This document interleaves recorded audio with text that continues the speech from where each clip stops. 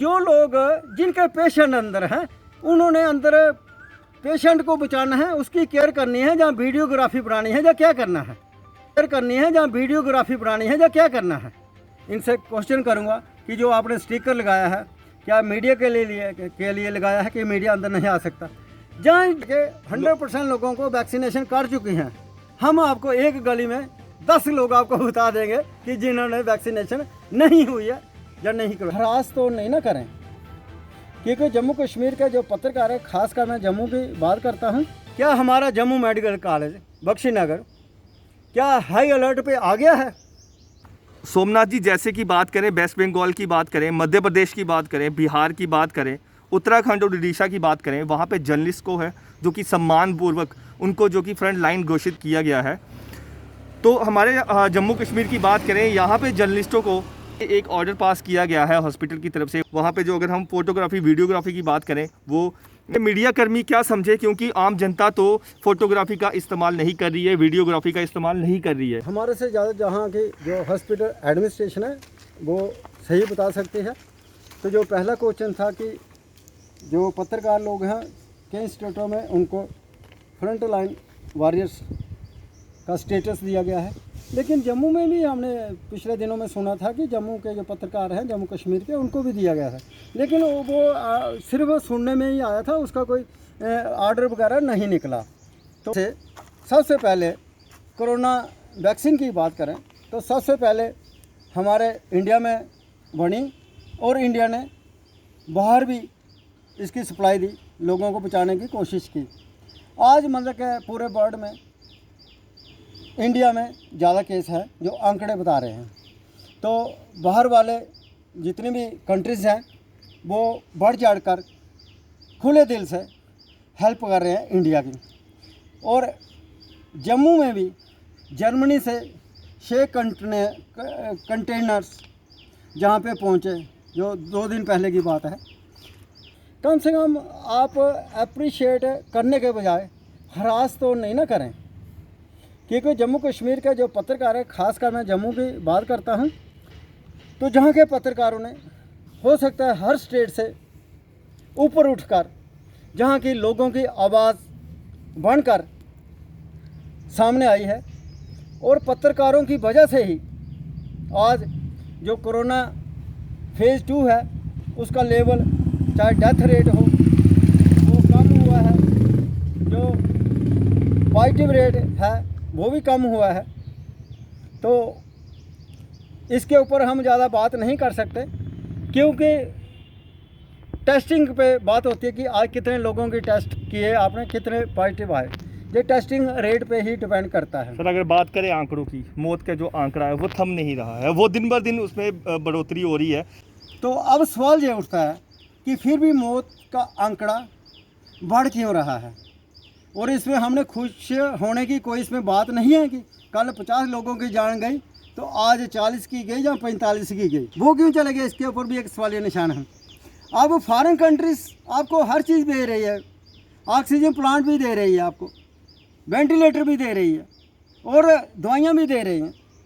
क्या अब नरेंद्र भाई मोदी जी आके जम्मू मेडिकल कॉलेज में खुद ये देखेंगे कि क्या जो हमारे द्वारा जहाँ पे फैसिलिटी दी गई है, क्या वो फैसिलिटी लोगों तक पहुँच रही है? नहीं। सोमनाथ जी, जैसे बात करें, अभी हमने देखा है कि एक ब्लैक फंगस की बात करें, उसका काफ़ी ज़्यादा जो मामले हैं वो बाहर आ रहे हैं, और वाइट फंगस की बात करें तो ये क्या है, हम आपसे थोड़ा सा जानकारी लेना चाहते हैं, क्योंकि आप इनके लोगों के बीच में रहते हैं। कई लोगों के हमने इंटरव्यू सुने, उन्होंने कहा कि डरने की कोई ज़रूरत नहीं है, ये पुरानी बीमारी है, पहले भी होती थी, सब कुछ होता है, लेकिन इंसान तब ना डरे ना कि जब उसको ग्राउंड लेवल पे वो चीज़ ज़ीरो लगे। ठीक है, अब कई स्टेटों में, 5-6 स्टेटों में, ये परसों का बात कर रहा हूँ कि वहाँ पे ब्लैक फंगस के जो केस आए हैं ना, तो उन स्टेट को वो कर दिया गया, अपना अपेंडेमिक करार दे दिया गया। ठीक है, और महामारी घोषित कर दी गई। फिर हम लोग डरें क्यों? क्यों नहीं डरे हैं? जो ब्लैक फंगस है उससे जम्मू में शायद पहले भी किसी की कोई केस आया हो, लेकिन मीडिया में और हॉस्पिटल अथॉरिटी ने प्रेस कॉन्फ्रेंस करके जहाँ पे डिटेक्ट किया कि हमारे पास एक ब्लैक फंगस का ट्रीटमेंट हो रहा है, पेशेंट है, वो पूछ चुका था, 40 साल एज थी उसकी। तो 12 साढ़े 12 बजे के करीब जहाँ पे प्रेस कॉन्फ्रेंस होती है और उस पेशेंट का बताया जाता है कि ये बिल्कुल स्टेबल है और ट्रीटमेंट चल रहा है। कुछ ही घंटों के बाद या उसी टाइम या उससे पहले, ये टाइम तो हम नहीं बता सकते ना, उस पेशेंट की डेथ हो जाती है और उसकी डेड बॉडी कल ही इन्होंने भेज दी, क्योंकि वो नॉन कोविड आ गया था, पहले पॉजिटिव था, फिर नेगेटिव आया, फिर पोस्ट कोविड के नाम से भी कोई जाना जाता है कि कोविड पोस्ट कोविड भी हो सकता है, तो उससे डेथ हो गई। तो अब हम इनको कहते हैं कि डरना नहीं है, लेकिन हाई अलर्ट पे तो रहना ज़रूरी है ना। क्या जम्मू मेडिकल कॉलेज की बात हम कर रहे हैं, क्या हमारा जम्मू मेडिकल कॉलेज बख्शीनगर क्या हाई अलर्ट पे आ गया है? अब बिना टाइम गवाए हॉस्पिटल अथॉरिटी को चाहिए, जाकि बाकी जो कंसर्न्ड अथॉरिटी हैं जो काम कर रही हैं, उनको चाहिए कि एक ब्लैक फंगस के लिए बाकी स्टेटों की तरह जहाँ पे भी अलग से एक ब्लैक फंगस वार्ड या ब्लैक फंगस ट्रीटमेंट सेंटर बना देना चाहिए। और फिर उसमें जो दवाइयाँ काम आती हैं, जो इंजेक्शन काम आते हैं, क्या मार्केट में वो हैं? हम कहते हैं नहीं हैं, हम कहते हैं शॉर्टेज हैं। हमारे पास नाम भी हैं उन दवाइयों के, तो हमने मार्केट में भी पता किया। सर वैक्सीन की बात करें, वैक्सीन जो है शॉर्टेज है, हर किसी को नहीं पहुंच रही है। अगर बात करें अभी 18 वर्ष से लेके 45 वर्ग आयु में जो वैक्सीन लगानी थी, उसमें भी हम देख रहे हैं लोगों को वैक्सीन नहीं मिल रही है। लोग अनाउंसमेंट होती है कि आज उस लोकेशन में वैक्सीनेशन लगाई जाएगी, 18 साल के ऊपर से, जहाँ 45 साल से ऊपर से लगानी है, वहाँ पे आप मीडिया के लोग जाते हैं, वहाँ पे ताला लगा होता है और लोग लाइन में खड़े होते हैं। तो उस तरीके के भी रिपोर्टें सामने आ रही हैं।